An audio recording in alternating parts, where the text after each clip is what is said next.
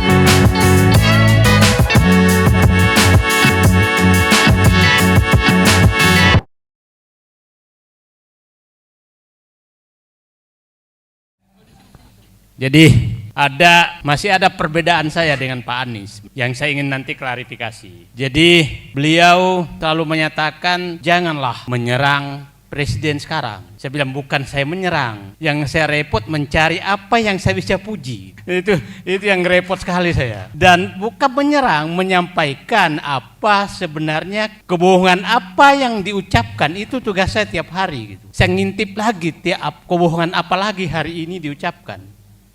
Tadi bikin lagi kebohongan tuh tentang sensus. Nyatakan sensus itu 10 tahun sekali, 5 tahun sekali. Padahal itu kan sensus pertanian internasional. Bukan sensus pertanian Indonesia gitu. Nah, jadi tugas saya itu adalah membuka kebohongan. Nah, pasti serangan buzzernya tinggi sekali gitu. Nah, jadi ini memang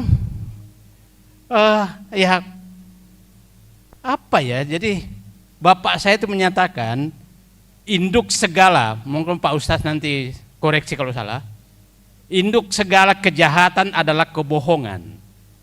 Jadi kalau orang sudah berbohong, maka jangan pernah memimpikan membuat kebaikan. Itu hipotesa saya gitu. Nah, tapi saya salut Pak Anies. Kalau dia memberikan kesabaran 10% saja ke saya, mungkin saya menjadi sabar. Karena beliau itu sabarnya kira-kira 1000% gitu. Dicaci maki tiap hari, tetap aja sabar gitu. Tapi kalau pemimpin kita sabar, jangan kita juga semua jadi sabar. Karena nanti diinjak-injak kita kalau kita sabar juga gitu. Jadi kalau pemimpinnya terlalu sabar, ya umatnya jangan terlalu sabar. Semut yang tidak menggigit pun kalau kita terlalu sabar digigit juga kita. Jadi kita kadang-kadang perlu juga nginjak-injak sekali-sekali gitu. Jadi jadi Dan saya kemarin diskusi ini, tapi saya melihat sih sekarang, saya menyatakan, saya bilang kalau sekarang pilihannya kan adalah melanjutkan atau merubah. Terus ada juga yang nggak banci dikit, pura-pura melawan, tapi sebenarnya dia di bawah telapak kaki penguasa yang sekarang juga. Jadi kira-kira begitu. Jadi ya itulah, kita tahulah. Nah, jadi problemnya sekarang, saya katakan kalau Anda tidak mau lanjutkan terus sekarang, saya bilang seorang penguasa yang ingin melanjutkan kekuasaannya atau ingin mewariskan kekuasaannya kemungkinan hanya 5 hal. 1, dia tahu bahwa sebagian rakyat sudah tidak menyukai dia. Ya, kalau dia rakyat menyukai kan ngapain kampanye-kampanye mendukung si A, si B, si C. Itu yang pertama. Yang kedua, ada kesalahan besar yang dia mau takut terungkap kalau bukan penerusnya. Yang ketiga, masih ingin menikmati kekuasaan itu walaupun sudah tidak berkuasa. Ya. Yang keempat adalah ingin mewariskan kekuasaan itu kepada kelompoknya. Dan yang terakhir, ingin meneruskan kekuasaan itu kepada keluarganya. Dan saya kaget kemarin muncul istilah, Pak Refli, kalau salah memilih sekarang dampaknya 13 tahun lagi. Itu apa maksudnya? Apakah putra-putri 13 tahun akan muncul kan? Kira-kira angka apa itu 13 tahun lagi? Kalau saya menghitung-hitung kelihatannya ada rencana kira-kira, oke, anak mantuku 13 tahun lagi sudah siap, maka aku harus mempersiapkan penggantiku 13 tahun lagi untuk mempersiapkan anak mantuku untuk menggantikan posisiku. Kan hebat sekali gitu. Nah, kan boleh aja dong menganalisis karena angka 13 itu angka lucu itu. Kan dia bilang kan 13 tahun lagi. Nah, itu kira-kira yang ada ini saya sih melihat begini. Kalau melihat warisan yang akan ditinggalkan, mungkin nanti akan saya sampaikan, memang hanya calon presiden yang bernyali dan pendukung yang gagah berani yang bisa menyelamatkan Indonesia. Kalau hanya setengah-setengah, ya saya pikir kita udah tahu semua bagaimana oligarki mencengkram semuanya. Bukan mencengkram lagi ini, semuanya dicengkram, mulai dari pusat sampai daerah. Dan saya pikir cengkraman itu, biasanya cengkraman itu membuat geli awalnya, tapi lama-lama membuat luka, dan luka itu akan mematikan. Jadi saya katakan, kuku oligarki mencengkram seluruh sendi kehidupan bangsa dan mulai menimbulkan luka yang akan mematikan. Sebenarnya ada 3 hal saja yang ingin saya titip kepada presiden yang akan datang. Tapi saya menyatakan dari awal negara ini bisa diselamatkan tidak cukup dengan penggantian presiden, tapi harus dengan penggantian rezim. Nah, ada 3 hal kalau rezim ini berganti dan Pak Anies menjadi presiden. 1, hentikan BUMN sebagai bekerja bagaikan partai politik. Itu harus dihentikan, seperti sekarang itu sudah bagaikan partai politik. Tidak malu-malu menterinya memasang fotonya di seluruh ATM, tidak malu-malu menterinya ikut dicap fotonya di acara seluruh BUMN. Dulu 2004 kita hentikan dulu foto-foto Presiden Megawati yang menempel di tol, kita hentikan itu. Tapi sekarang menterinya yang muncul, itu yang pertama.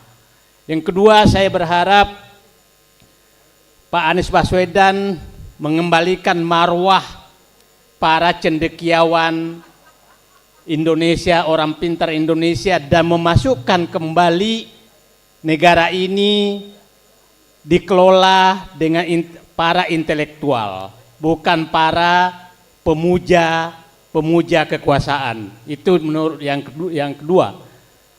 Yang ketiga adalah kembalikan pengelolaan negara kembali kepada jalur yang sangat rasional, mengembalikan seluruh perencanaan pembangunan nasional berbasis intelektual, bukan berbasis keinginan.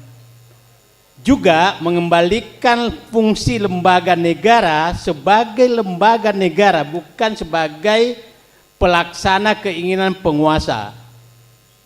Coba bisa bayangkan bagaimana Badan Intelijen Negara yang tugasnya sebenarnya adalah memberikan masukan pernyataan negara, hanya karena mungkin tidak suka terhadap bekas mantan presiden yang punya klub voli yang juara, maka Badan Intelijen Negara membentuk klub voli untuk mengalahkan, seperti betapa beloknya lembaga negara. Lembaga negara lain juga seperti itu. Jadi saya ulangi, kesimpulannya adalah kembalikan BUMN sebagai badan usaha milik negara, bukan badan usaha milik penguasa, apalagi milik relawan. Yang kedua, kembalikan negara ini dikelola secara intelektual. Yang ketiga, kembalikan fungsi lembaga negara sebaik-baiknya. Dan saya pikir tadi Pak Hasnis sudah menyampaikan bahwa semua didasarkan atas keadilan.